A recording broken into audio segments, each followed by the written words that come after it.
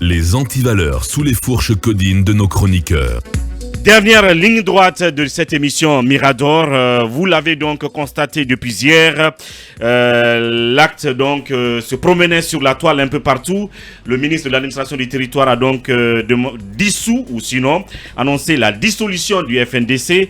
Quelle est donc la portée légale de cet acte de dissolution? Voilà la principale question qui taraude les esprits. Talibé Bari, ça a donc suscité beaucoup de, si vous voulez, de réactions sur la toile hier. Certains qui en étaient contents, d'autres qui en étaient complètement choqués et certains qui en riaient tout simplement. Oui, on a vu cet arrêté donc pris par Mori Kondé en date du 6 août 2022 et dans les exposés de motifs, on voit par exemple que Mori Kondé nous apprend qu'il a fait faire un constat d'huissier sur, aux fins de vérification sur les listes des organisations non gouvernementales en République de Guinée, des collectifs d'associations en République de Guinée et dans le répertoire des organisations non gouvernementales et agréées. Et pour voir donc si le FNDC figurait parmi ces listes-là. Donc, rien du tout. Alors, il y a un point qui fait polémique parce que l'arrêté dit que le FNDC a été créé le 14 octobre 2019. C'est que demain, un responsable du FNDC qu'on a eu au téléphone, parce que au FNDC ce matin, on a voulu avoir un interlocuteur. Ils disent que tous ces impairs, c'est-à-dire en tout cas le fait d'avoir annoncé le 14 octobre 2019 comme date de création du FNDC, prouve à leur dire que cet arrêté n'est pas crédible, parce que le FNDC n'a pas été créé donc à cette date. Il y a aussi que donc en tout cas le ministère de l'administration du territoire accuse le FNDC de s'illustrer par la voie de violence sur les personnes, la dégradation et la destruction des biens publics et privés, des actes d'incitation à la haine ou à la discrimination contre les personnes en raison de leur origine ou leur idéologie. Et on peut noter également que le gouvernement, en tout cas le ministère de l'administration du territoire, estime que ce groupement de fait, voilà, après donc les termes utilisés par le ministre de la Justice Charles White pour donc s'en prendre au FNDC, donc le ministère de l'administration du territoire parle d'un groupement de fait disposant d'administrateurs et de membres violents mettant en péril l'unité nationale, la paix publique et le vivre ensemble. Par conséquent, le ministre arrête article 1er, le groupement de fait dit Front National de la Défense de la Constitution est dissous.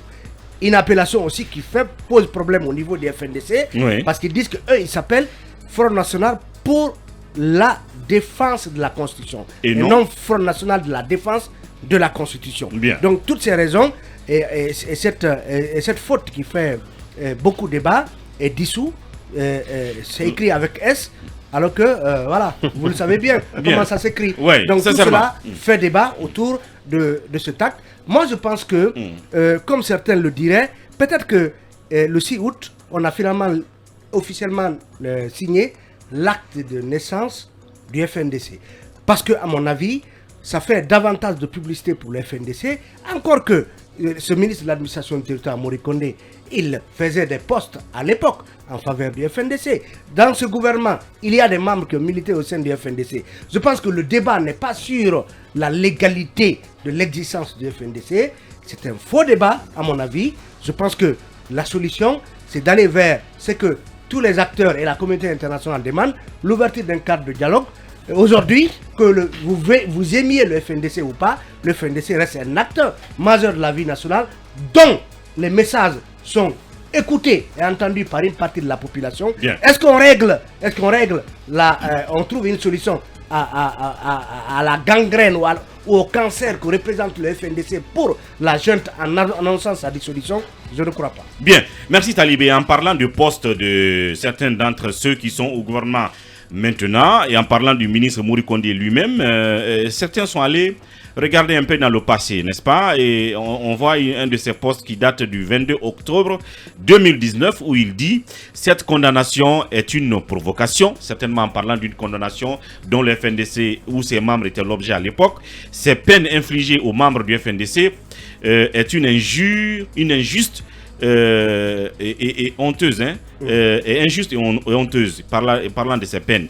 La mobilisation citoyenne est plus que nécessaire après Koundouno, Baïlo et Sano. Qui, le prochain, mobilisons-nous pour dire stop à ce système? Et c'était Mori Kondé à l'époque. Et alors, Emmanuel. À l'époque, vice-président de l'OGDH. Emmanuel.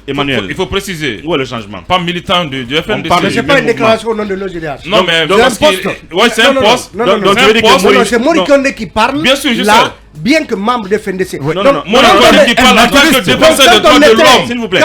Quand on était membre de l'OGDH, voilà. le FNDC était légal à l'époque. Maintenant qu'on est ministre, le FNDC n'est plus légal. Est-ce que vous êtes en train de nous dire, Mohamed Kaba, que Mori Kondé donc, a régné son passé de défenseur des droits, tout simplement, en disant que non, c'est parce qu'il était de l'OGDH à l'époque? Non, ce n'est pas ce que je alors, veux dire, ce n'est pas mon intention. Dans ce qu'on revient tout à l'heure. Emmanuel, je pose la question, toutes ces accusations portées à l'encontre du FNDC qui pourraient expliquer sa dissolution ou la dissolution de tout autre mouvement qui existerait, l'apologie de la guerre, l'apologie de la haine, l'apologie de ceci ou de cela, sous d'autres cieux, dans un pays normal, ça devrait servir pour dissoudre un mouvement. Mais est-ce qu'on peut reconnaître que le FNDC porte si vous voulez, ces mots-là, ces accusations, quand on sait que le FNDC, chaque fois qu'elle fait des manifs, informe et a un guide du manifestant et a un mot d'ordre?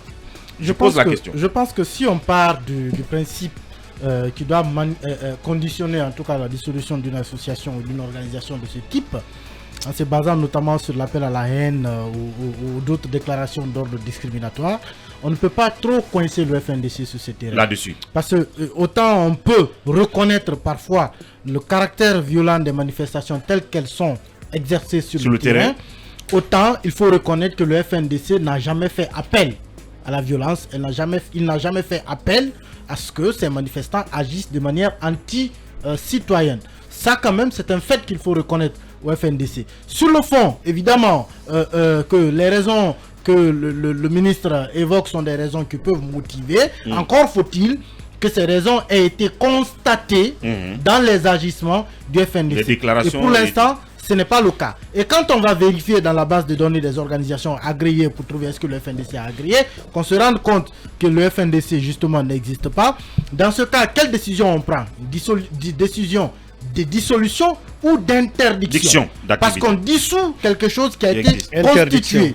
Étant donné que le FNDC juridiquement n'a jamais été constitué par le MATD, peut-être que la mesure qu'il fallait prendre était une mesure d'interdiction des activités pour empêcher une organisation non reconnue. Mais même pour cette interdiction, faut-il aussi pouvoir justifier? Je parle de la forme en fait.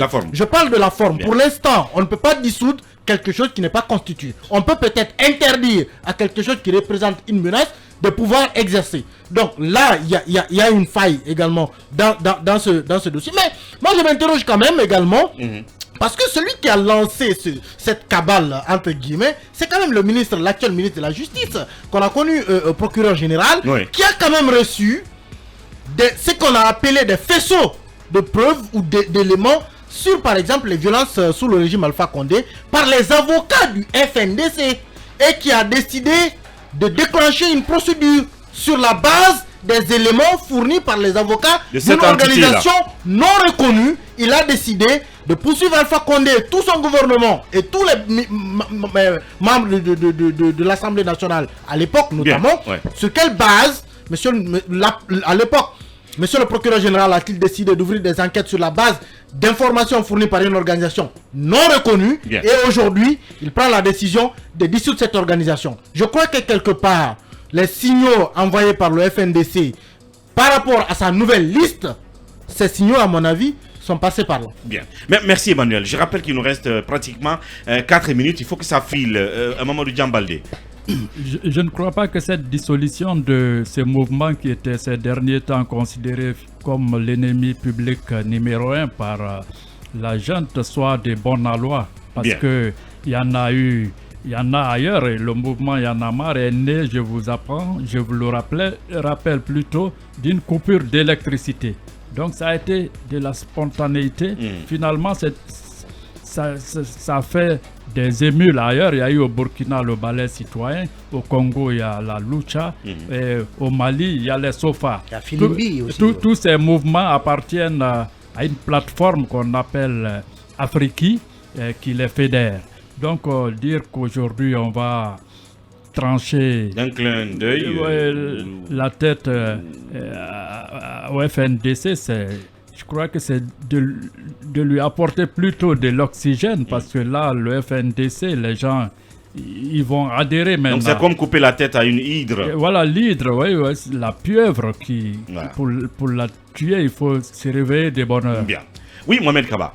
Je respecte tout acte administratif et je préfère... légal. Même légal. Administratif, je ajoute légal, ajoute légal. Bon. Ajoute légal. Non. S'il est illégal. Je ne sais pas s'il est illégal ou légal. Bien. Je disais que je respecte tout acte administratif. Lorsqu'un ministre de la République appose sa signature sur un document, il est à respecter. Je préfère entendre les juristes interpréter cet arrêté de M. Morikonde. Tu l'es, non? Akoumba, tournons cette page, vous savez. Il n'est pas juriste, il a toujours dit. Vous m'avez dit cela à un moment que j'ai fait des études en droit, mais moi dans la pratique je sais que je ne l'ai jamais exercé. Bien. Ceci dit, Morikonde a-t-il reçu, oui ou non, il reste 2 minutes. Oui, une requête d'un ministère en vue de déclencher cette action? Posez-nous la question. On apprend que le ministre, il a reçu une requête de la part du ministère de la Justice. Est-ce qu'il était obligé? Est-ce que ce ordre est illégal? Il est illégal? En quoi il est illégal? Posez-vous la question. Moi je vais entendre les juristes se prononcer sur cette question qui vraiment fait l'actualité. Parce qu'on ne peut pas couler au pilori Morikonde aussi. Bien, merci. Oui, merci. Une minute. Non, aujourd'hui, le dissous de Morikonde, c'est un nouveau mot. Ouais, le dissous est un verbe transitif. Est-ce à la fin? Non, ça peut passer. Non. Même ça peut passer. Mohamed, je pense que le micro a un problème. Mohamed. Même le mot dissolution est étonné désormais en Guinée. Ça devient un challenge. Alors, même les organisations terroristes, on négocie avec eux. Al-Qaïda, on négocie avec Al-Qaïda. AQMI, bien. Ben Laden, on parle de lui. Mais le gouvernement est tombé bas. Si c'est un ministère qui a fait la réquisition à Morikonde, on a sacrifié Morikonde. Il est l'un des plus jeunes membres du gouvernement. Sa carrière est plombée à jamais. Non. Puisque demain, on dira que c'est Morikonde qui a fait cela. C'est la renaissance du FNDC. Rappelez-vous que lorsque Alpha Condé avait interdit aux médias de donner la parole à Bakar Souma, est devenu plus fort. Le FNDC est une réalité. Bien, Akoumba. Et il devait ajouter, non, juste un mot. Morikonde devrait ajouter à son arrêté le numéro d'agrément du FNDC avant de dissoudre. Oui, d'accord. Mamadou Ouri, je vais rapidement. La Guinée est-elle victime de cette transition? Lansana Conté est venu nous conduire une transition. Ça peut faire le titre d'un livre. Oui, qui nous a conduit à des morts. Vous vous rappellerez de 96-97. Dadis est venu avec sa transition. Ça nous a conduit à 2009 avec l'hécatombe du stade du 28 septembre. Mamadi aussi est là dans une transition. Il est en train de construire sa liste de victimes et je pense que Mamadi souffre au même titre que Lansana Conté qui disait je ne connais pas, si vous pensez que c'est bien, faites-le, si vous faites ce qui est mauvais pour la Guinée, Dieu vous châtiera. Et suivez mon regard, beaucoup de cadres sous ces régimes-là souffrent comme moi aujourd'hui ou plus que moi et je pense que le colonel Mamadi Doumbouya a intérêt de faire très bien l'amour à la Guinée. Il nous a promis l'amour, même si les biologistes et les psychologues disent que dans l'amour, il y a un moment de folie. Ce débat va se poursuivre demain parce que nous aurons aussi le regard des juristes sur la forme et la démarche. Pour l'instant, c'était tout pour aujourd'hui. Merci à toute l'équipe. Merci à ceux qui étaient derrière la baie vitrée. Khalil Awada, Alpha Diaouné, assisté de Bala Kamano. Toutes nos pensées une fois encore à l'endroit de notre directeur général Abouakar Diallo du côté de Kankan pour les obsèques donc de notre papa décédé. À demain pour la suite de notre aventure. Au revoir. Vous avez suivi Mirador, la grande messe de l'investigation journalistique, la plus grande tribune politique de la Guinée. Avec Aboubacar Diallo, Talibé Bari, Mamadou Ouri Diallo, Akoumba Diallo, Kabinet Fofana, Mohamed Kaba, Ibrahima Lincoln Souma, Mamadou Diambaldé.